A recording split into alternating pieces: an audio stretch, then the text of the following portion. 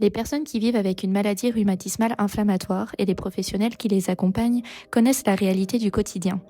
La douleur, la raideur, cette fatigue qui ne se voit pas toujours de l'extérieur. Mais il existe une autre réalité, tout aussi importante et bien moins souvent évoquée. Cette maladie n'affecte pas seulement les articulations, elle touche aussi la santé cardiovasculaire. De nombreuses études le confirment, le risque cardiovasculaire est systématiquement plus élevé dans les maladies rhumatismales inflammatoires. Polyarthrite rhumatoïde, rhumatisme psoriasique, spondylarthrite.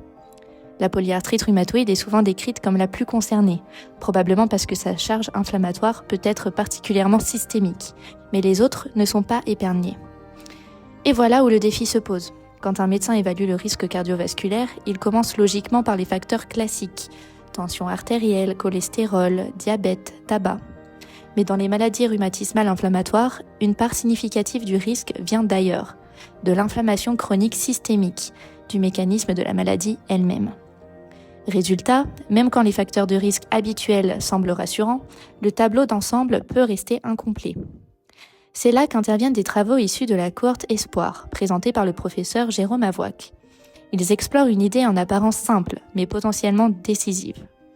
Et si l'on pouvait estimer le risque cardiovasculaire plus précisément en écoutant directement le cœur via une prise de sang. Pas un geste invasif, pas d'imagerie, un simple prélèvement sanguin.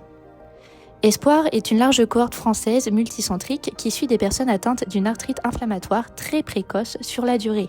Environ 500 participants dans cette analyse. Les chercheurs ont étudié 2 biomarqueurs. Premièrement, la troponine, un marqueur bien connu en cardiologie. Même une élévation légère peut signaler un stress cardiaque ou une lésion débutante. Et le ST2, un marqueur associé aux modifications cardiaques à plus long terme. Qu'ont-ils observé ? Des niveaux plus élevés de ces biomarqueurs étaient associés à un risque plus important d'événements graves, infarctus, AVC, décès cardiovasculaire. Et lorsque troponine et ST2 sont analysés conjointement, la capacité à prédire ces événements semble s'améliorer encore davantage. Il faut être très clair, ce n'est pas un appel à généraliser ces tests à tout le monde dès maintenant. Mais ils sont vraiment prometteurs, parce qu'ils ouvrent la voie vers une évaluation du risque cardiovasculaire qui pourrait devenir plus précise, plus personnalisée, plus préventive, spécifiquement pour les personnes vivant avec ces maladies.